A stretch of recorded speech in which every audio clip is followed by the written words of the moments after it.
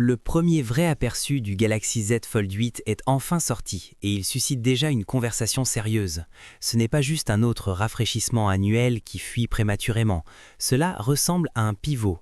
Pendant des années, les fans ont poussé Samsung à repenser les proportions du Fold. Maintenant, tous les signes suggèrent que la société répond enfin et l'impact pourrait aller bien au-delà d'un simple ajustement de design. Les rapports indiquent un écran de couverture plus court mais visiblement plus large par rapport au Fold 7. Sur une fiche technique, cela semble subtil. En pratique, cela change tout. La silhouette haute et étroite du Fold a défini la série pendant 7 générations. Samsung l'a défendu comme idéal pour une utilisation à une main. Pourtant, de nombreux utilisateurs ont eu du mal avec la saisie étroite et les mises en page d'applications maladroites, et cette pression semble s'être accumulée. À l'intérieur, l'écran est toujours censé mesurer 7,6 pouces avec un design sans pli, mais la vraie différence est la forme.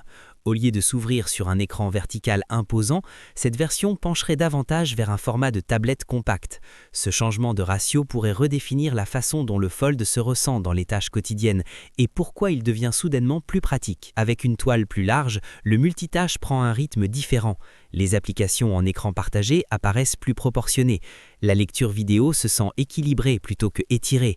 Les pages web semblent moins contraintes.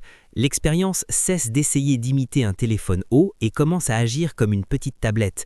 Et ce redesign n'est pas apparu de nulle part. L'animation qui a révélé ce Wide Fold 8 proviendrait directement du firmware One UI 9.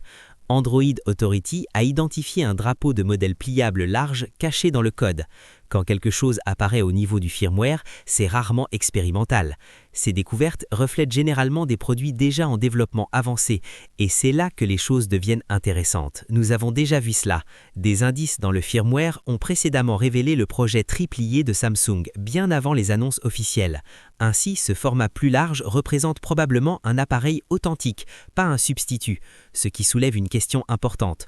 Pourquoi changer de direction maintenant, après s'être tenu au design original pendant si longtemps? Le timing peut l'expliquer. Le premier iPhone pliable d'Apple est largement attendu en 2026. Les fuites suggèrent qu'Apple développe un écran interne plus large, orienté paysage, quelque chose de plus proche de l'expérience iPad mini qu'un téléphone pliable haut. Si c'est exact, les nouvelles proportions de Samsung commencent à paraître moins fortuites et plus calculées. En bougeant premier, Samsung peut façonner les attentes avant qu'Apple n'entre sur le marché des pliables. Lorsqu'une entreprise fixe la norme tôt, elle influence souvent l'évolution de toute la catégorie. Plutôt que de réagir plus tard, Samsung semble établir sa version de ce que devrait être un pliable, et cette stratégie en dit long. Les objectifs de production renforcent cet engagement. Les rapports indiquent que Samsung prévoit de fabriquer environ 3,5 millions d'unités du Galaxy Z Fold 8 cette année. Pour la première fois, les volumes du Fold devraient dépasser ceux du Flip. Environ 1 million d'unités seraient consacrées uniquement à la variante large. Ce n'est pas un essai limité, c'est un déploiement sérieux. Les entrées dans la base de données GSMA suggèrent que ce modèle verra une sortie mondiale et pas seulement une sortie régionale en Corée ou en Chine. Cette échelle indique confiance ou préparation à une concurrence intensifiée. Avec Apple se préparant à entrer sur le marché des pliables, Samsung semble ne pas vouloir céder de terrain sur un marché qu'il a dirigé pendant des années. Cependant, des dimensions plus larges entraînent des compromis. L'augmentation de largeur ajoute probablement du volume et demande plus d'espace dans le pochette. Les utilisateurs qui valorisent la portabilité maximale pourraient hésiter. Ce nouveau format privilégie clairement la productivité plutôt que la compacité, et ce compromis pourrait diviser l'opinion des utilisateurs de Fold de longue date. Fait intéressant, Samsung pourrait maintenir les deux directions vives. Il y a des indices que la gamme Fold pourrait se ramifier en plusieurs formes de facteurs. Bien qu'offrir des options semble positif, une séparation peu claire entre les modèles peut confondre les acheteurs.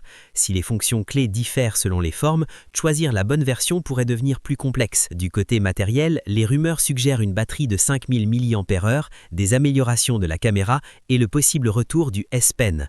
Le modèle plus large bénéficie logiquement le plus de ces améliorations, étant donné son accent sur la productivité.